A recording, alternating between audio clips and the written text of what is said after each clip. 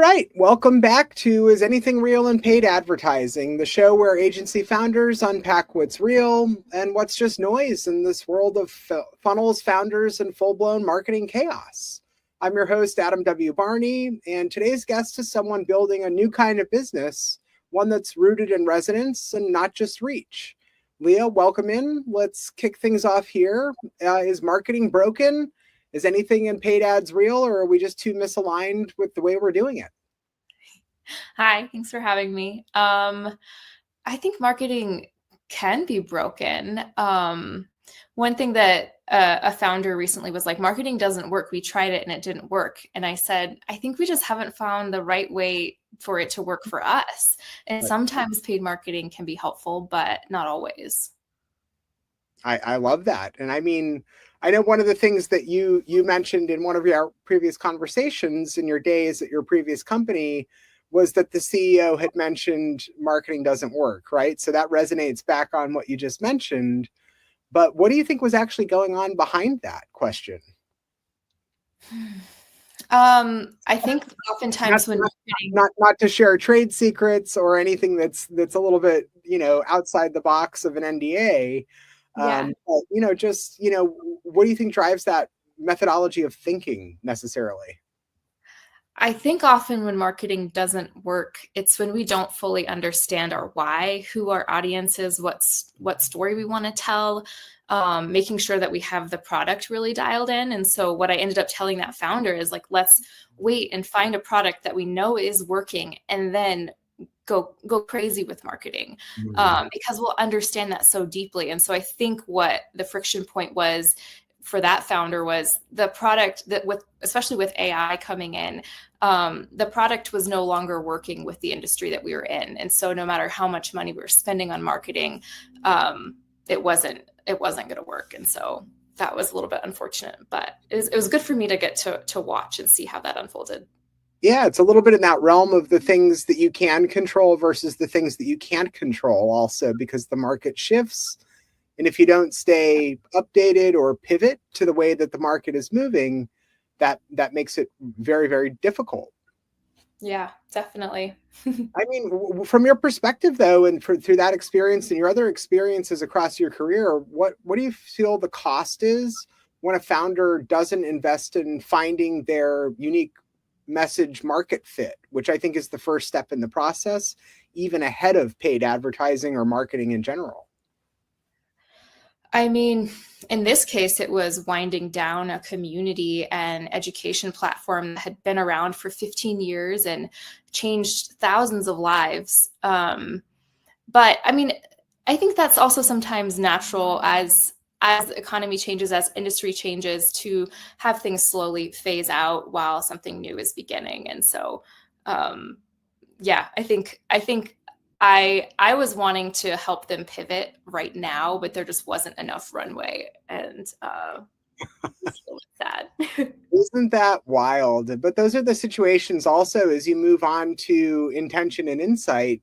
That's what drives you to understand where you go, how you build it, and also think about your own alignment between product and promotion, right? As you go and evolve out of that situation of something that isn't necessarily growing, which I don't think we talk enough about the fact that those failures, for lack of a better term, or those open up the learning experiences for moving forward, right? So I think that probably, I would imagine, informs how you're starting with where you are now to make sure that you're not having that misalignment between product and promotion. And that's probably something that you're deep under the hood of trying to uncover right now. Yeah, I would say I spend a lot of my time in my own creativity, trying to understand all of my whys of what it is that I'm building, how I'm going to build it, and then testing it out over and over and over. And so that started kind of unintentionally about 6 months ago. I started leading group Somatic journeys on Meetup for anyone who wanted to join. And within 6 months, I have over 600 people that are part of this community. And I had no idea that it would resonate that much. So I found this thing that resonates are these journeys, and basically helping people heal and understand that healing is possible on their own, and the wisdom that they want is inside of them. And so I get to practice and try new things and be imperfect. And it's been really, really fun. It's not necessarily the quickest way to make short-term money, but for me, this is so much bigger than that. Well, it also is a part of, I think, the critical nature of authenticity, right? In what it can be a noisy, crowded place of a lot of voices that aren't being authentic or aren't being genuine for where they come from. And I really do deeply appreciate folks like yourself who build products that are slow, intentional, and community led. But, what's the biggest shift you've seen going from that? That's a pretty massive amount of growth to bring to that platform, right? What's been the biggest shift that you've seen, even in that 6-month journey of how you've had to pivot and operate to scale? Because I'm sure a lot of it has been organic growth that's been driven. Yeah. But where do you see that growth to where you are right now come from? But then what does that look like going into the next 6 months, 12 months and beyond? Yeah, it's been like completely organic and kind of a random experiment. No, like zero advertising at all for this community. And so, and right now it's a free community. So that's probably one of the reasons why. But as far as where I want it to go, eventually I do want it to be something that helps sustain my life, that I can just be a guide, so like a fellow person on the journey with people. And so I hope to keep growing this community, keep building offerings based on this community. And this week we actually kicked off the first month of this in-between container is what I call it. And it's basically daily, every day I show up at 8:30 for an hour and we do a little bit of checking in, talking about like, how's your heart today? Hearing where people are at, getting to know people in this community more. Because on the free journey is really just like a guided meditation. And there isn't a lot of chatter and we talk in the chat, but it's not people talking to me just because it would be too many people. And I don't want to take people out of the zone. So this is more like really getting to know each other. And I put this out there originally just saying, like, this is an experiment. This is what I actually want to do for myself. I would love to have a group of people that want to be in alignment and kind of put that above everything else. And 12 people signed up and I was like, okay, are you guys down to build this with me? And even today, somebody was like, okay, what is this container exactly? And I was like, this is something that is shifting. And honestly, I don't know exactly what it's going to be, but I know right now, I want to get to know you guys better. I want to support you guys, show you the tools that have helped me grow so much, and just do this together. And so I think a lot of the marketing strategy for me is around building community, which is something that really is in my heart of what I love to do. I love it. We're aligned in that sense. What just out of curiosity, from a tech stack standpoint, are you using to run the community these days as well? And where does maybe AI play into that a little bit potentially? Because that's been such an evolution in the last few years from a market perspective of how we not only do marketing and paid advertising, but how we can build communities and scale those communities up and build into those corners that we never maybe realized were out there, but are out there, of like-minded people. Yeah, I mean, when I first started this, I wanted to do something that was sustainable. I've gone in different directions where I spend so much time developing something, and then later on realized like, oh, I actually need to pivot, and I wasted all of that time. So Meetup was a really easy place to start. I just built this thing and didn't touch it, and people showed up for months, and I just got to practice doing what I loved. And now that we're building that community out quite a bit, going a lot deeper, I've decided to move to Slack to be kind of the main piece, especially for this in-between container that I've started. And it's a test, and it's really easy because it's not very difficult to create a Slack channel and a Slack community.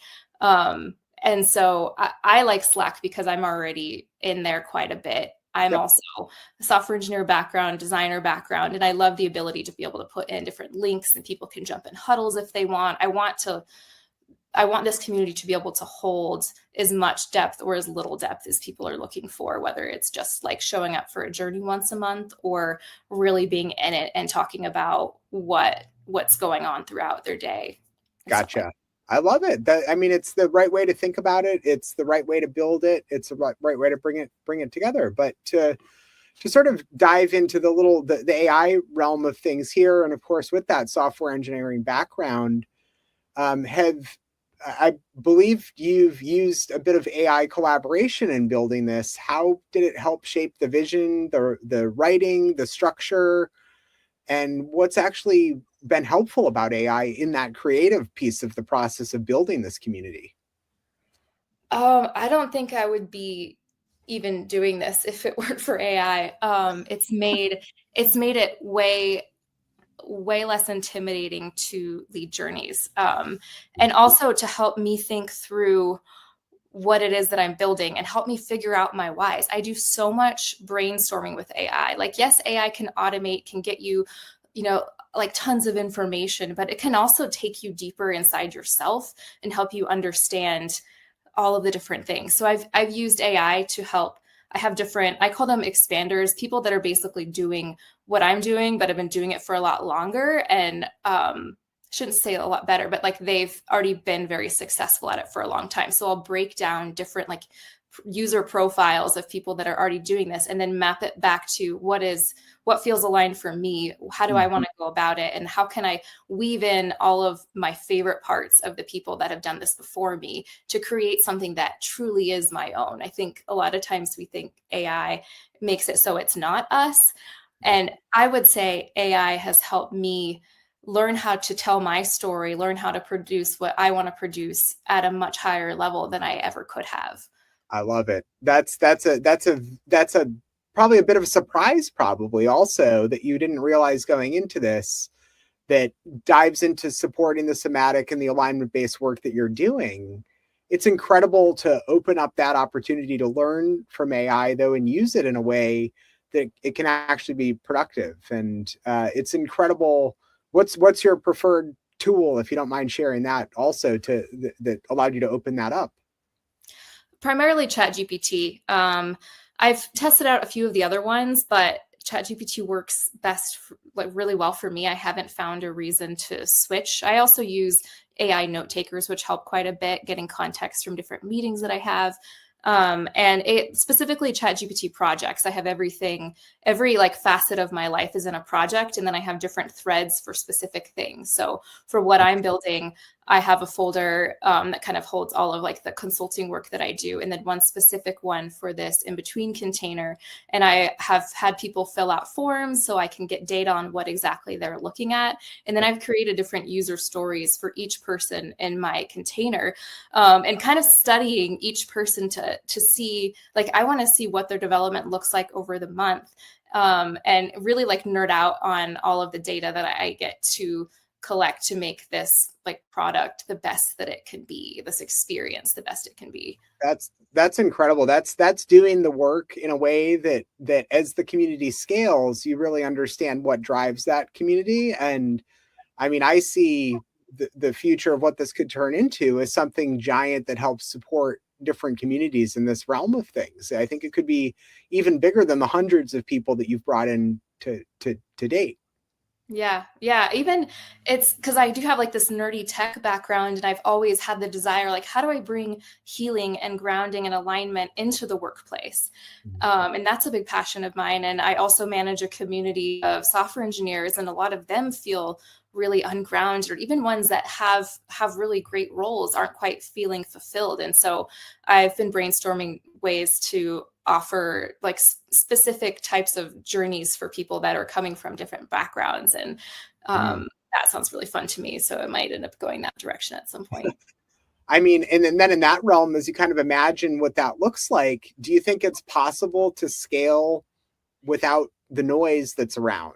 And what might that part of that path actually look like? Because there's so much noise in these spaces of community building. There's so much noise in terms of trying to grow the community. There's so much noise in terms of using the tools.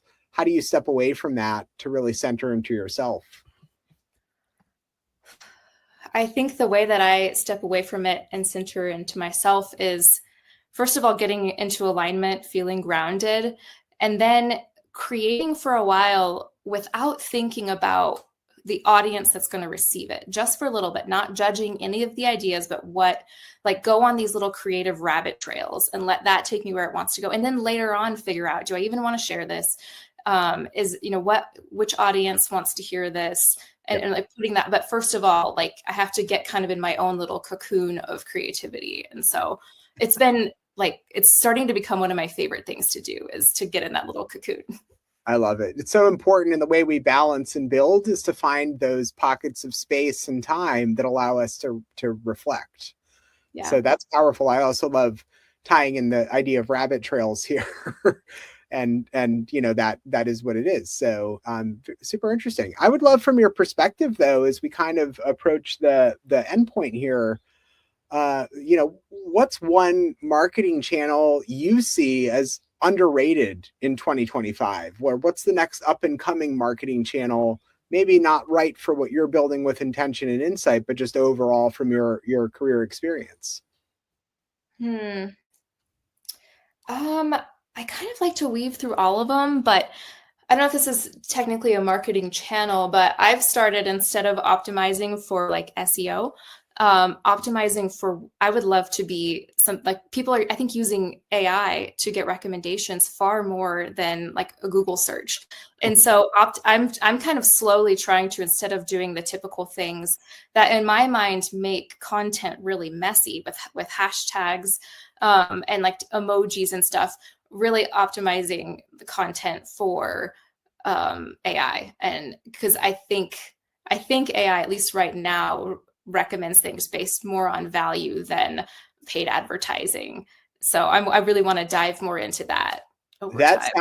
That sounds like a really interesting area to dive into, and I think we're moving there. It's not just about how some of these jobs out there across any industry are shifting from the impact of AI to people who can prompt and then QA.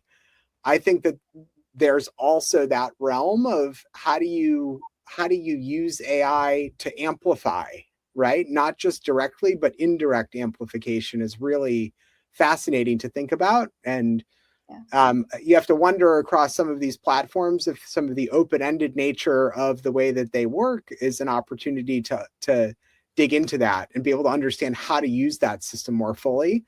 I have to say, an agency owner that I was recently speaking with mentioned that they had a client that they closed who prompted ChatGPT for marketing agency suggestions for their business.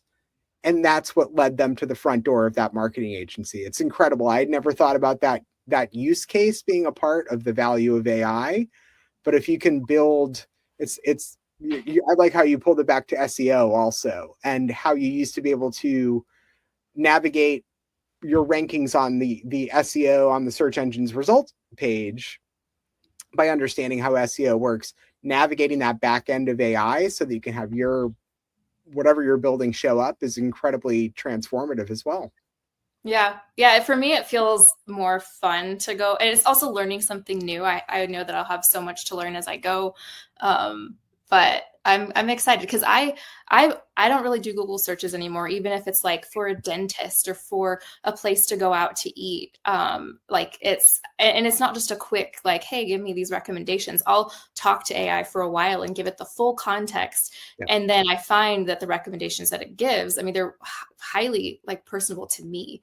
And so I like that. That's fantastic. One of the things that I wish AI could do, though, that has not happened yet, is actually listen, right? It's unfortunate that you can even in ChatGPT, for instance, put voice notes in and then it just transcribes it. I think if we can get AI to start to pick up on the actual tone, the real tone that comes through hearing human language and voice, it could train it to be even more powerful. Maybe that's the 50-year version, though, of how we can use AI in the future. Right? I mean, I think it's coming a whole lot quicker than that. And I mean, so there's the one that transcribes it, but then there's also the one where, like, on ChatGPT, it shows you the circle, and so you are talking back and forth. True. And while I'm not totally sure how much of the tone it can get, at least my AI likes to say, I felt that so deeply when you said it. Or and so it feels to me like quite the connection, and I feel very heard, and I'm always blown away by what Lumen is my AI's name. Lumen is itself.